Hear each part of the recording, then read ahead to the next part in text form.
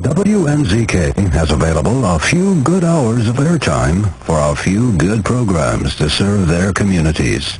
Radio is better than ever in targeting an audience that listens to what you say. Learn more about this exciting radio broadcasting opportunity by calling WNZK Radio at 248-557-3500. Call now. We are WNZK, Dearborn Heights, Detroit, your ethnic superstation at 690 days, 680 nights.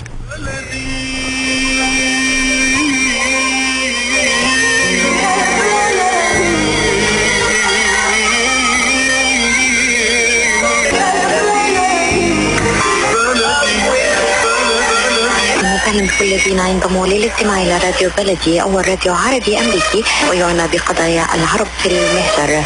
برامجنا في راديو بلدي كل يوم جمعة من 8 وحتى 9 صباحا مع ليلى الحسيني في بث حي ومباشر وعبر WNZK راديو 690 AM. صباح الخير بلدي، صباح الخير لكل مستمعينا. Welcome to Radio Baladi, the first Arab, Middle Eastern, and American simulcast radio show. Radio Baladi is broadcast every Friday morning on WNZK 690 AM from 8 until 9 Eastern Time on Good Morning Michigan with Layla Al-Husseini. Our call-in number 248-557-3300. And now, stay tuned for the best radio talk show on Arab and American issues with your host, Layla Al-Husseini.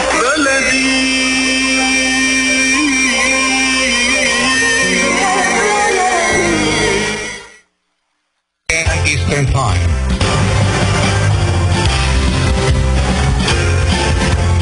I will be discussing some of the most important issues and events in the Middle East live on America's Voice of the Arabs.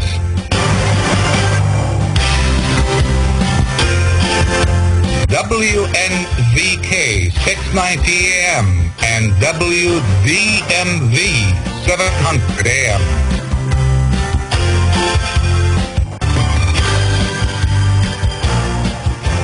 Out of this hard choice. With us to discuss these issues and others, Dr. Edmond Ghareeb, scholar and political analyst, and Mr. Khalil Hachem, editor of wnzk.com. And we will be joined later by other distinguished guests. Let me start first with a question that I would like our two distinguished guests, Dr. Ghareeb and Mr. Hachem, deal with, and that is, how do you see the choice between Mr. Assad and Daesh or other extremist groups in the area? And let's begin with Dr. Ghareeb.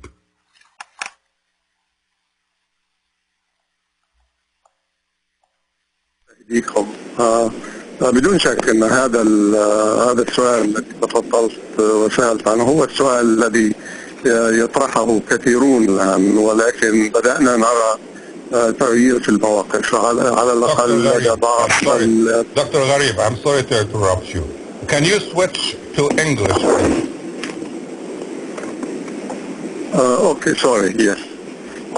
I assumed, forgive me, I assumed you were speaking and the audience was mostly, people who understood it. In any case, I think what we have seen, this is a very important question that you have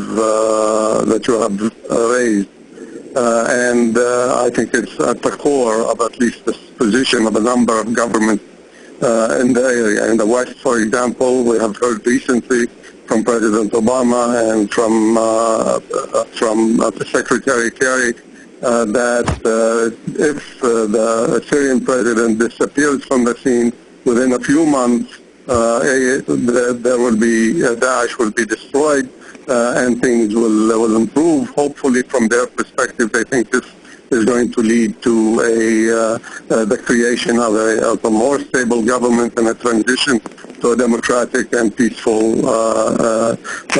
Syria.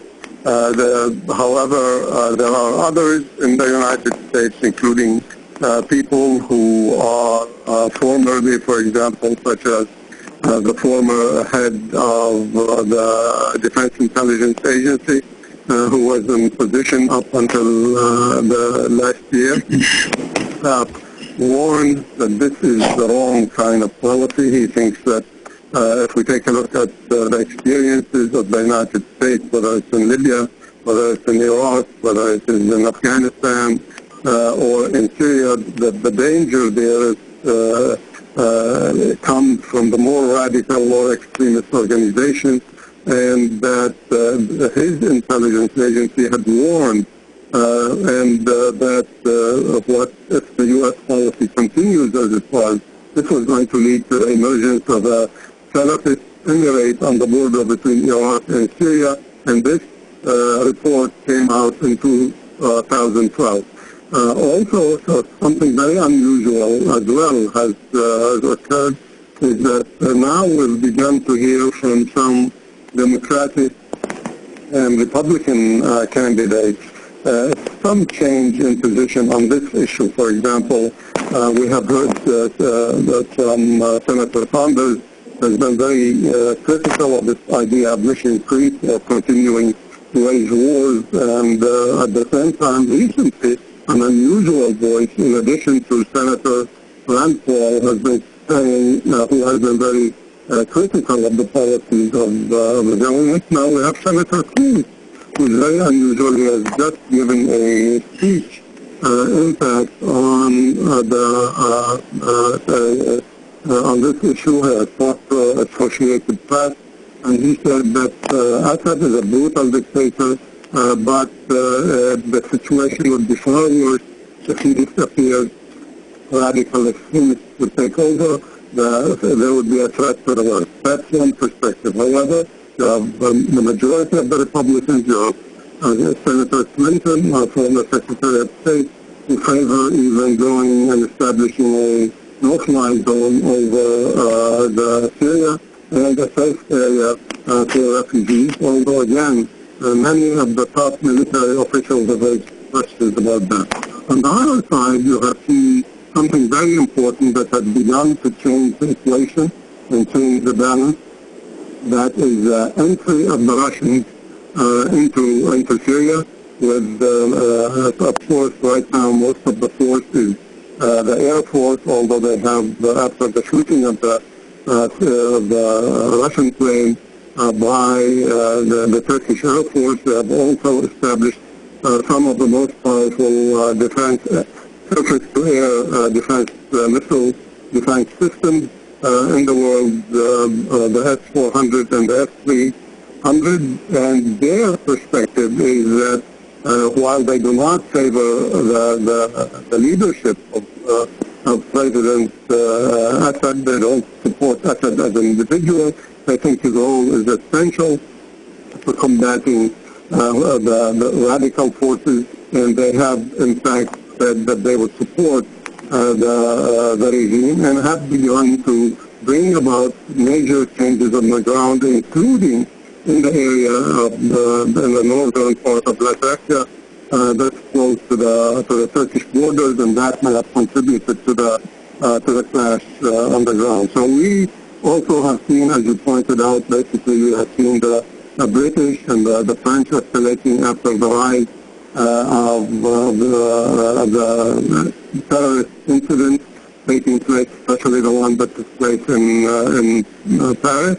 But there have been a number of such incidents, the bombing of the Russian plane. You have seen the attacks in Mali. We have seen incidents in Baghdad, in Beirut, and other places.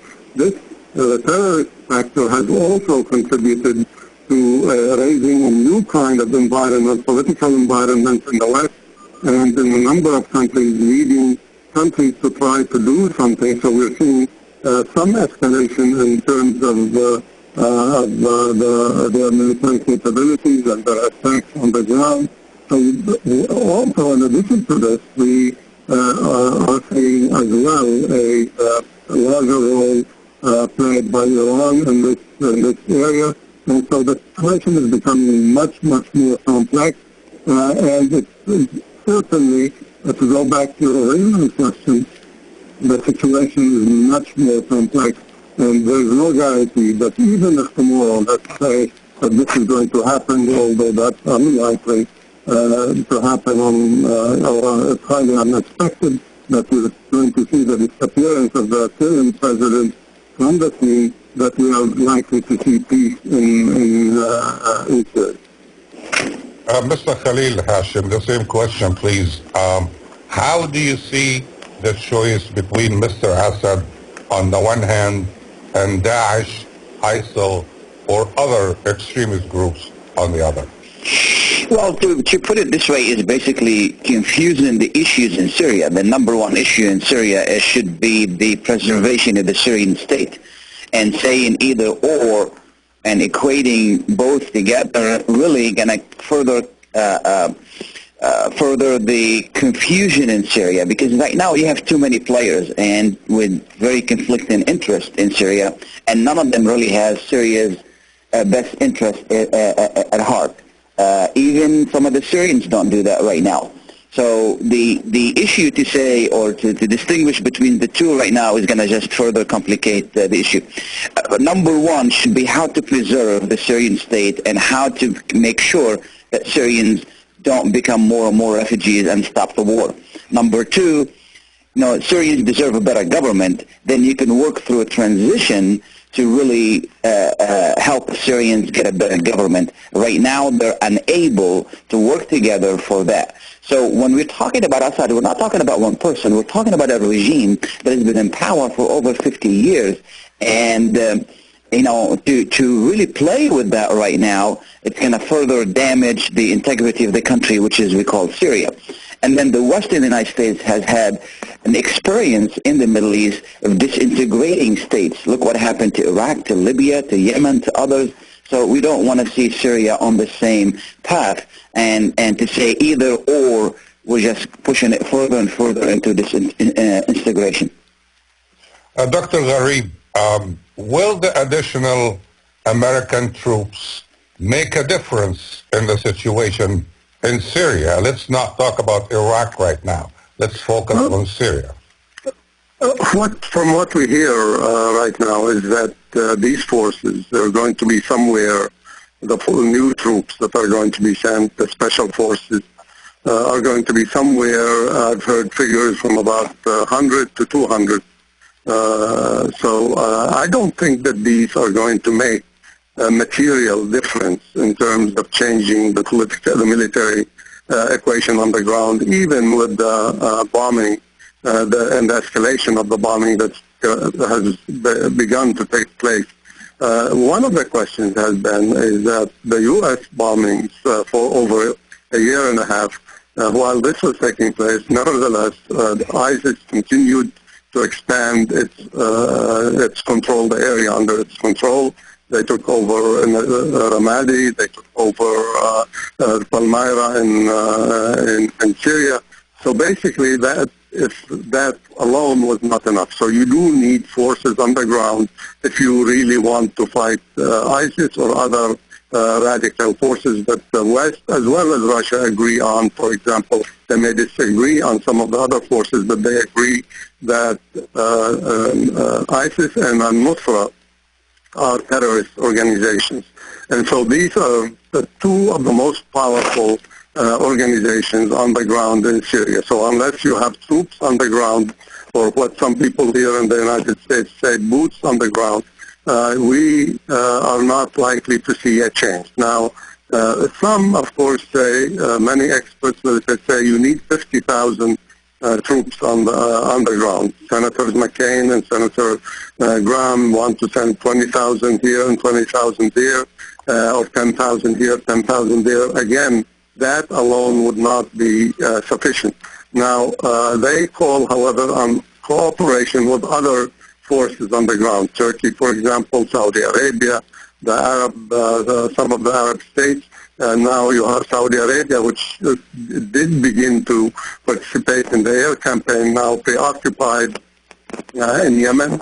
Turkey is not necessarily a country that is going to be favored by the other parties, especially now by Russia, by the Syrian regime, and by Iran. So basically, this small number of forces is not going to help. But where it might be effective, and that's one area that also is going to create another problem, And this is, they say, we must train the Kurds.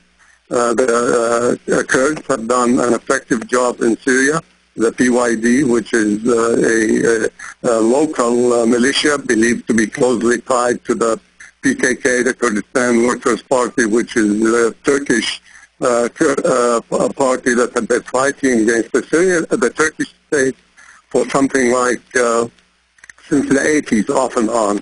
And Turkey, however, considers this group to be a threat. In fact, that's why they have been calling for this no-fly zone or safe area between Jarablus and the sea. So ultimately, they want to make sure that the PYD does not advance from the two cantons that control on the border with Turkey to the last canton and close the border with Turkey, because that they consider has security implications, huge security implications for itself. So this makes the situation much more complex.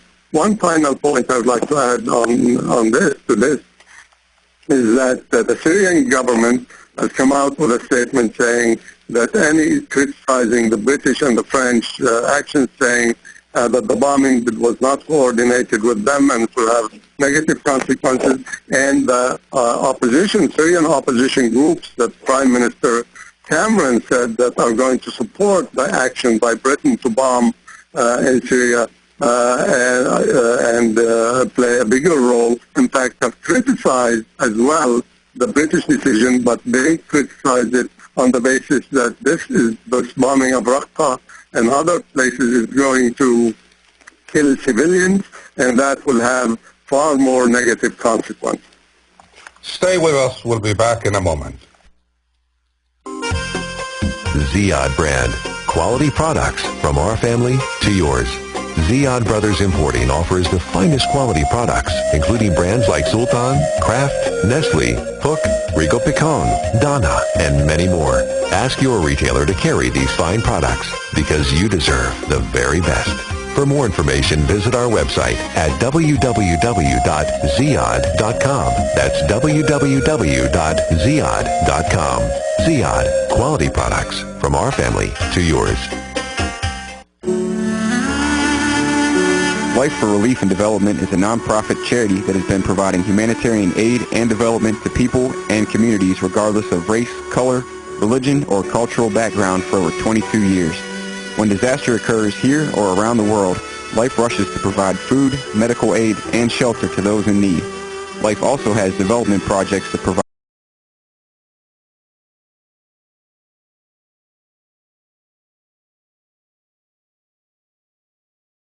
medical relief, water purification, educational programs, relief for orphans, and much more. Your help and support can greatly improve these efforts.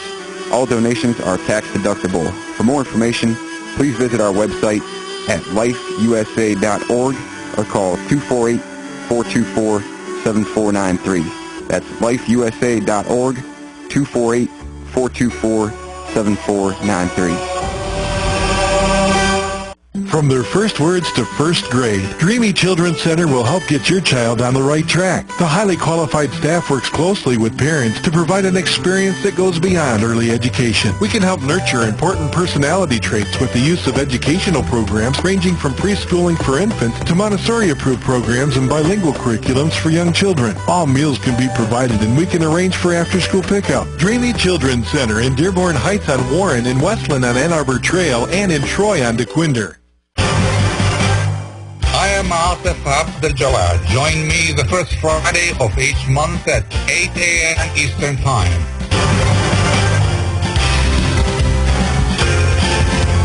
I will be discussing some of the most important issues and events in the Middle East live on America's Voice of the Arabs.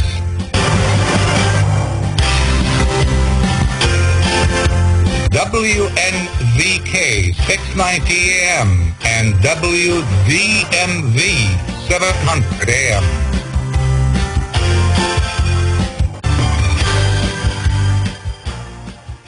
Welcome back to our discussion of the Syrian conflict with our two distinguished guests, Mr.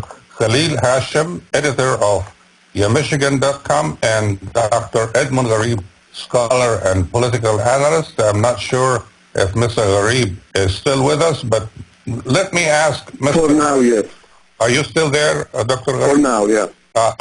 Okay, very good. So maybe you also can contribute to answering this following question. But let me start with Mr. Hachem first. Secretary John Kerry now calls for a joint Syrian Arab force in Syria. And my question is, how realistic is that? How would you understand such a proposal?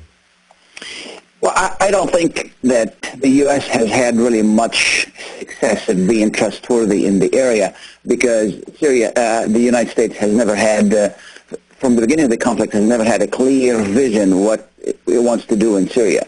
The prevailing thought is to create a zone where all these fanatics can fight each other, and then that has contributed to the disastrous results in Syria.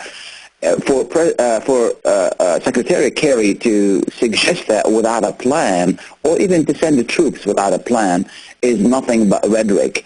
What kind of coalition do we have? And what Syrians are we talking about? Are we talking about the president of Syria, current President Assad and his regime? Are we talking about the small, ineffective opposition that we call moderate? Who are they and what are they? What are they doing? And then are we talking about, the other vast number of extremists and different groups that who knows who's financing and who's helping? And then you have, as you mentioned, al-Nusra and ISIL. So without really sorting out the priorities and putting out a plan, this is nothing but, pure rhetoric and, even sending troops, well, it doesn't do anything. What's 50 people going to do there?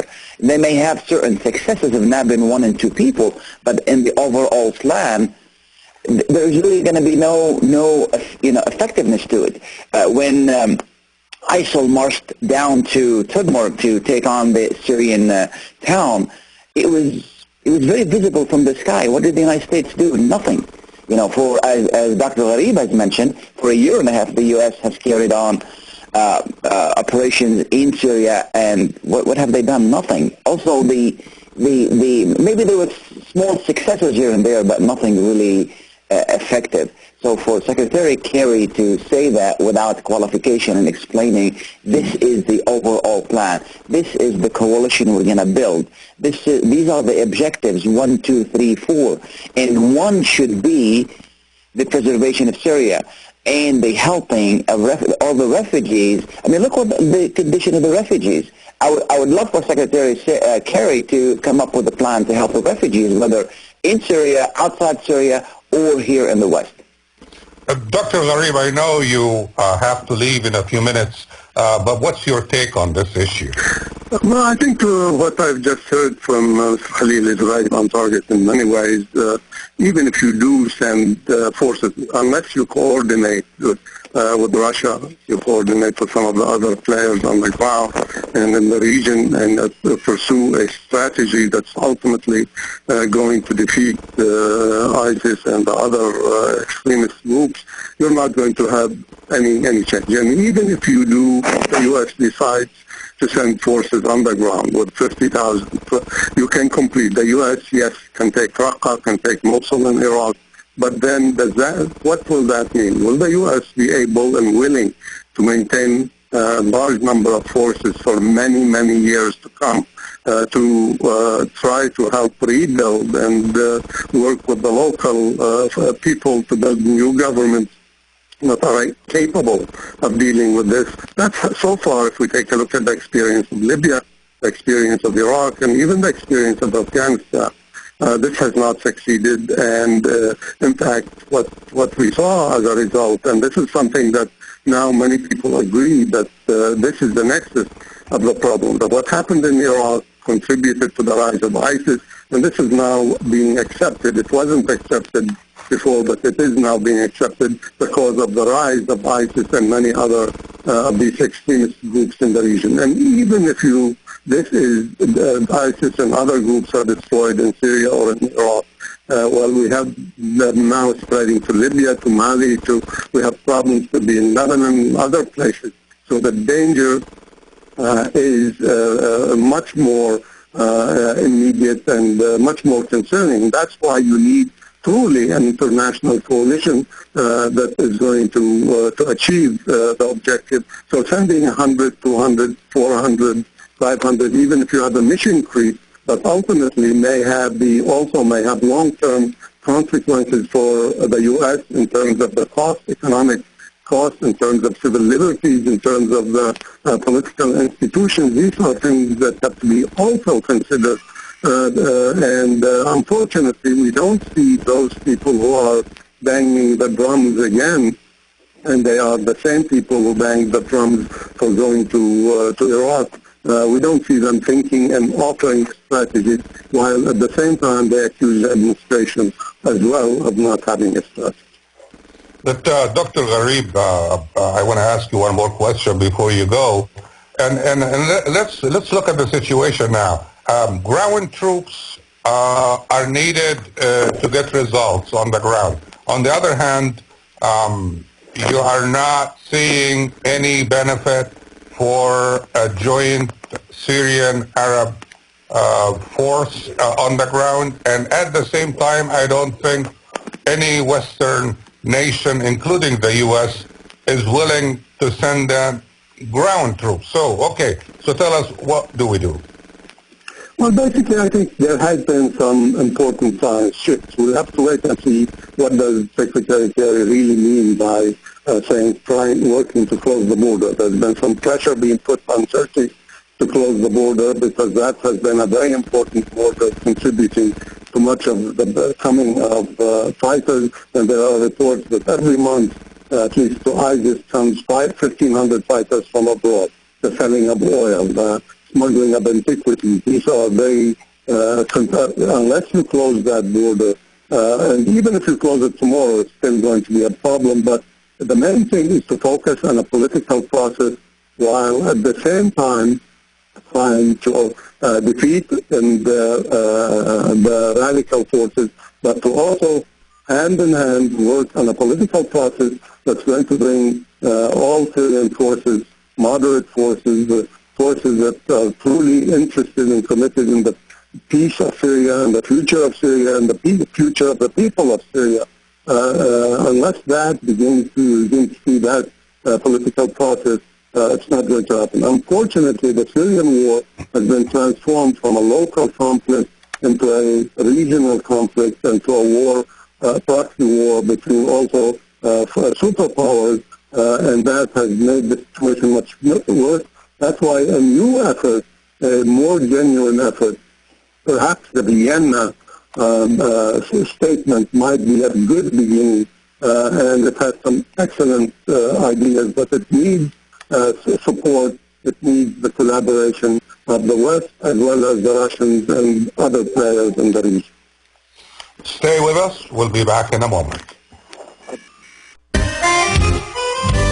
Are you going to start a restaurant or grocery store soon? Do you need floor plans and designs? Call Nadia Abood at 734-744-9796. Do you want to buy kitchen and restaurant equipment at discount prices? Call Nadia Abood now, 734-744-9796. New Concept Products and Design, the trademark of kitchen equipment. 5% discount on all purchases of $75,000 or more. New Concept Products and Design, new location, 31185 Schoolcraft in Livonia. Learn more at www.newconceptproducts.com. Call Nadia Abood, 734-744-9796. I am Atef Gawad. Join me the first Friday of each month at 8 a.m. Eastern Time.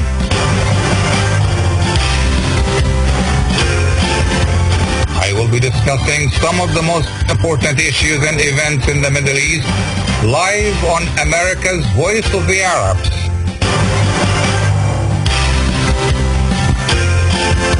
WNZK 690 AM and WDMV 700 AM.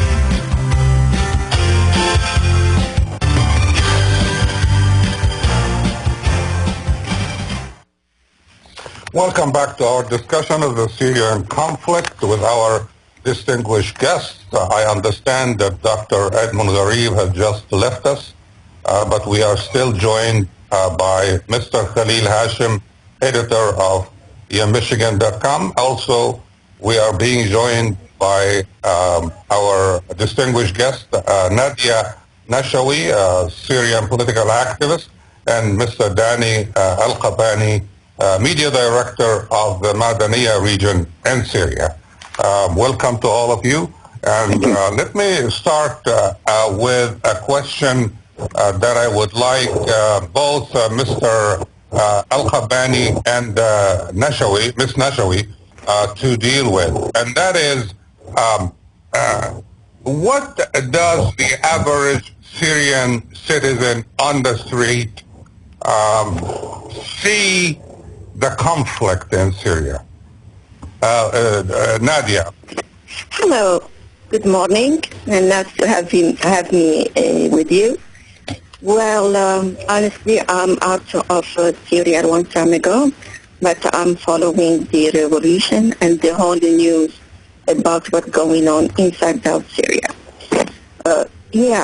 Honestly, to say that Syria, the people in Syria, were between the brackets, the regime and the new conflict with ISIS and other invaders. It's awful. When I know that I have family there, we have friends, all of them, they were stuck in their home, no electricity, no power, no food. Many of people, and in each family in Damascus, in Syria, lost one of the family, maybe the whole family. This is a disaster. This is something, it's unacceptable. And the conflict between the regime and the people, it's taking maybe a long time, but we have to stop the regime, stop bombing, and keep supporting the honest fighters in Syria and provide them with weapons. I believe we need democracy. We need to live in peace and love like any state in the world. But Ms. Nashawi, some people, including President Obama, believe that if Mr. Assad's regime collapses all of a sudden, there will be chaos, there wouldn't be democracy, and the extremist groups simply basically will take over. It's true. It's very normal when something happens like that in any state, in any country, when there is a big revolution, chaos will be all over the state, even all over the world. So when we remove Assad first, everything will be fine. With support of the world, with the support of the United Nations, with the support of the good people, we support our revolution, everything will be fine. And believe me, if we removed Assad, as they said for 3 years ago, never happened to Syria where we are now. Okay, Mr. Qappan, how do you see this situation? Good morning for all of you, and it's an honor to be here. First of all, for us as besieged people inside Syria, in Madaniya especially, we see it as a conspiracy against us from all who support Assad. We're living a hell in here. 30 minutes ago, 2 helicopters dropped 8 barrel bombs on us. The situation is difficult, very much. What helicopters? Do they belong to what groups? The government or? Assad government, yes. Assad government helicopters. Okay. So tell me about the... yes, please. No, ask please. Yeah, I just wanted to know from you what the average Syrian citizen on the streets think of the conflict. The majority of Syrians think of it as a war against Assad. We're fighting Assad, we're fighting ISIS, we're fighting all Shia militias that support Assad, the Irani, the Iraqi, Hezbollah. We only think of Syria without Assad. I don't know why U.S., Britain, France, and want to attack ISIS only. I don't know why is that. We all know that ISIS is the doll of Assad. It was created by Assad. Okay, Mr. Khalil Hachem, would you like to respond to that? Do you believe that Mr. Assad did create Daesh or ISIS? I don't think so at all. Daesh and ISIS is the result of the Salafi mentality and the Salafi ideology we've been dealing with. I mean, what you just heard was the problem in the conflict in Syria is there are people who like Assad and people who hate Assad. Unfortunately, no one likes Syria and no one wants to have a really country. You know, as bad as Assad is, and I'm not a fan of him, and I would love to see a better government in Syria because the Syrian people, you know, first, let's put things in perspective. Damascus is the one of the best cities in the world and was one of the best cities. Hopefully it'll come back. It is the longest, most continuous, city in the world as being, alive. Syria is a beautiful country, and unfortunately that people are caught up either for Assad or against Assad. You know, the conflict in Syria is not Syrians against Shia and Shia against Syrians, as our guest has said, or if you remove Assad, then everything is going to be okay. We tried that in Iraq and didn't work. If you don't have a plan, okay, let's get away from the hatred of Assad and speak rationally and talk about what are the issues there. You know, did the United States and the West let the revolution down? Yes, they did. Was the revolution early on an honest revolution? Yes, it was. You know, at the beginning of the revolution time, there were people from all walks of life in Syria, and they wanted a change in Syria, a genuine change. And unfortunately, we let them down. You know, and what needed to happen then is to go through the United Nations and the R2P, which is right to protect, work with the Syrians, make sure there is no violence, make sure that the government is not really attacking its people, and then put a plan for the government to exit, and then replace the government with much effective groups. Right now, I mean, who is the Syrian opposition right now? They're very weak. We gave them weapons before. They ended up with ISIS. You know, most of the weapons that was given to them ended up with ISIS.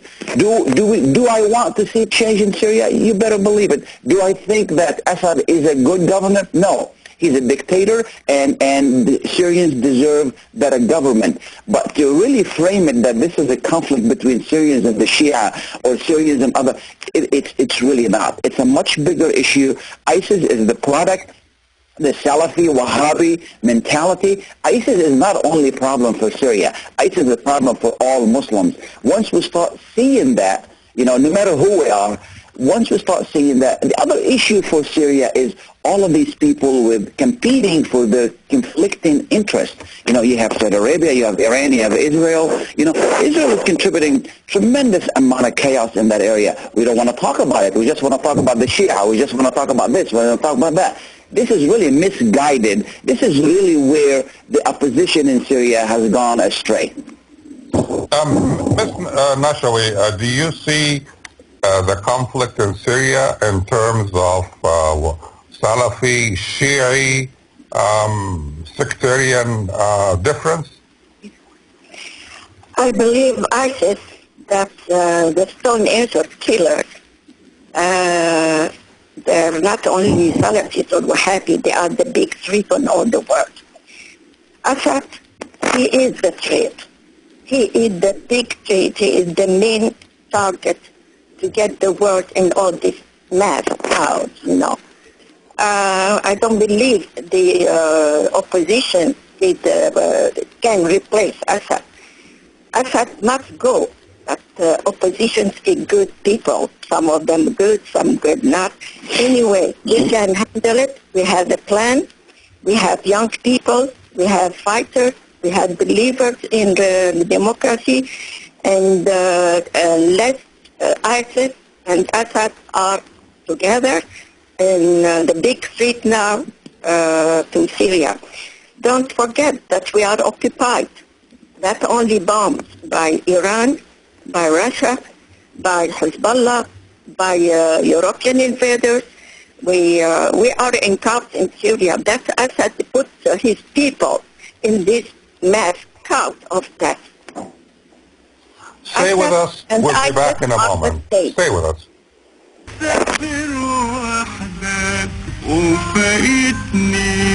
أمتي ترافل للسياحة والسفر بإدارة نبيل الباشا تعلن عن افتتاح مكتبها الواقع على 28695 راين رود في مدينة وورن. خدمات متميزة وخبرة تفوق 20 عاما نضعها في خدمة عملائنا الكرام.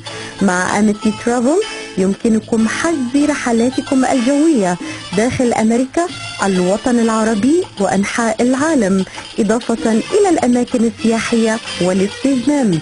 للحصول على أفضل العروض وأنسب الأسعار ولمزيد من المعلومات اتصلوا على الرقم 586-578-9126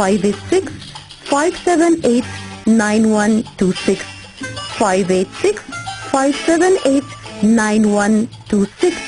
أمتي ترافل، عنوان للصداقة والثقة.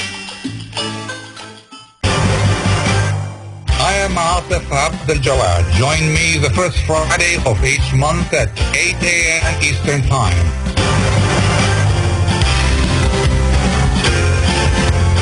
I will be discussing some of the most important issues and events in the Middle East live on America's Voice of the Arabs.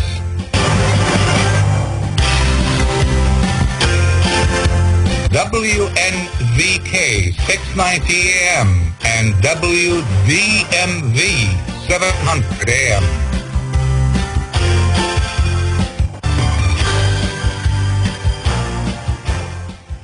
Welcome back to our discussion of the Syrian conflict. Our distinguished guest, Mr. Dani Qappan, Media Director of the Madaniya region in Syria, Ms. Nadia Nashawi, Syrian political activist, and Mr. Khalil Hachem, editor of wnzk.com. Mr. Qappan, would you please explain to us what the Syrian constitution, what does it say about the number of presidential terms? I just want to see for how long Mr. Assad constitutionally can stay in power. Assad, as the constitution say, can stay for more like 3 years. Okay, and all the constitution we don't believe in, and we haven't agreed on. It's just a kind of a play the regime made. So I know that the constitution has been amended in the past, but so you're saying that Mr. Assad has 3 more years for his current term to expire, but is he allowed to serve additional terms? No, of course he can't. He is a criminal. A very few people in Syria who wants him. He's not agreed on. Even if he wanted to be a president for more 7 years, it's not acceptable for us in Syria. He has been killing us for more than 4 years, and especially, you remember the chemical attack on Muaddami and Eastern Ghouta. I was there since then, and we don't forgive him. He can't stay more. Yes, Mr. Qappan, I understand that Mr. Assad may be killing his own people, but I also understand that there are other groups in the Syrian conflict that are committing atrocities as well. Let me turn to Ms. Nashawi, and my question is, do you believe that Arab countries or countries in the region are in fact financing, supporting, and arming extremist groups in Syria? I don't know exactly. If they support any faction in the army, I have no clue, honestly. Mr. Hachem, do you think the conflict in Syria will expand with the entry of Russia, with the conflict between Russia and Turkey, with the entry of France and Britain now with more intensified strikes, or do you think the conflict is about to fade away? I don't think it's going to fade away, and I don't think it's going to expand. I think Syrians will continue to pay the price, unfortunately, and I don't expect any, in the Arab region to, work together to really solve the Syrian issue. The Syrian issue, the solution comes from the Syrians themselves first. We talk about, we continue to talk about whether Assad is a good guy or a bad guy. I think we're beyond that. This is a brutal regime, whether it's him or his father. We don't want to forget what his father did. This is a brutal regime. We don't want to continue to talk about, what kind of guy he is and what kind of... we need to think beyond that. What is the solution? The solution in Syria is for the Syrians, regardless of their backgrounds, to come together and say, here's what we want. We want to work together, we want to live together, we want to be together. Not this again, that, and sectarianism. And then the other thing is that the influence of other Arab nations and other neighboring nations in Syria, how do you stop that? You stop that by getting the Syrians together. And unfortunately, the opposition in Syria hasn't really done a good job to present anything that would replace the current regime and the current government in Syria. That is a big and huge issue. Who are you going to trust? Who are they? What are they doing? And who has the upper hand in Syria? We know it is ISIS and Nusra. Is that what the opposition is? And if it's not, the opposition needs to distinguish itself from that. What Russia is worried about and what the United States is worried about and what the West is worried about right now is what's going to happen with ISIS. Is ISIS going to return and inflict harm on the West and on the United States and on Russia? That is the biggest issue to them, plus the regional hegemony that they're engaged in. But what saves Syria, only the Syrians can do that. Mr. Ghareeb, as you just heard from Mr.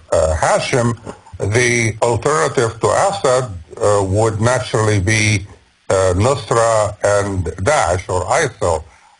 The opposition, so-called moderate opposition, is weak and fragmented. So would you want to see, whom would you want to see as a replacement for Mr. Assad? Syria is not empty of professional and very known moderate opposition figures, and al-Nusra or any other group is not all over Syria. It's not in every place in Syria. If Assad go, there are many people who can fill his place. And just to comment about what he says, what Mr. Khalil said, we're not sectarian at all. We're not just saying we're Sunni and they are Shia or so and so. We have Christian in our FSA. We have Dorzi people also. And what we see from Assad militias, they only, when they see the identity of Sunni people, they just detain, kill, torture. That's what we see by our own eyes, Yes, but as you see, countries in the region are involved, and they are fueling the sectarian divide, Shia, Sunni, Wahhabi, Salafi, and all that. So how can you stop regional powers from interfering in Syria?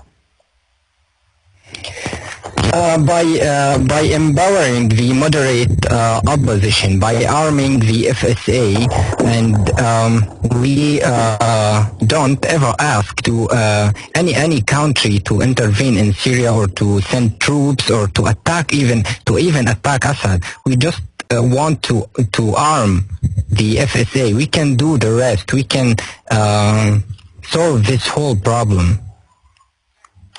Ms. Nashawi, how do you see the future of Syria now? In peace and love, like any other state with their independence and freedom. But I have to add one thing about Mr. Ghareeb. I really respect your opinion about how we have to support the SSA. There is 70,000 fighters ready now to fight ISIS and Assad. If the world, the states who support our revolution provide them with arms and weapons, believe me, we can get them all. Assad, ISIS, and we have to get out the Russians, the terrible Putin. I called him Ivan, the terrible. We have to dismiss from our country. And I believe the United Nations last month, they asked for Iran force to dismiss from Syria. Nobody do anything for us. Nobody support us. We have people dying. We have people. If there is 12 million refugees all over inside out Syria. Everybody talk about Syria now, and nobody cares. We demand only weapons from 2 years. There is the chemical weapon, and nobody stopped the butcher. He is like a Franklin Spain. Dictatorship never be alive. This is the 21st century. This is where the civilizations, where the freedom, where the humanity. What's going on in the world? What's going on every day? They bombed us. Iran from the ground, Russia and regime from the space, from the air, from their little weapon. What's going on? Why? Why Syria? We are a very beautiful country, educated people. Why they put down the Syrian people? Why they kill us? This is ridiculous. 2 years and we demand stop the butcher from bombing Syria, and they still keep silent. Every day, Mr. Ghareeb, he knows the big seizure in the Ma'adamiyah, people dying, no food. This is very cold. They put us between the ISIS who created them. Assad has created us, and we know that. If you go to the article all around the world, they know who created Assad. These are the gangs running from. He released it. To say that Assad and Iran created ISIS is totally ridiculous and ludicrous. You know, I mean, no one is belittling the tragedy in Syria and the tragedy for the refugees in the whole country. Syria is a beautiful country, and the Syrians deserve better life and better government than Assad. But to say that Assad and Iran created ISIS is ludicrous. ISIS is the creation of the Sunni extremist ideology of Saudi Arabia. 20 years of preaching Wahhabism. You know, when did the revolution in Syria take a bad turn? It took a bad thing, started coming out of the mosque on Fridays. This is when it took a bad turn. See you the next Friday of next month. Goodbye. The views expressed on the preceding program may not necessarily be those of the owner or management of WNZK. WNZK has available a few good hours of airtime for a few good programs to serve their communities. Radio is better than ever in targeting an audience that listens to what you say. Learn more about this exciting radio broadcasting opportunity by calling WNZK Radio at 248-557-3500. Call now.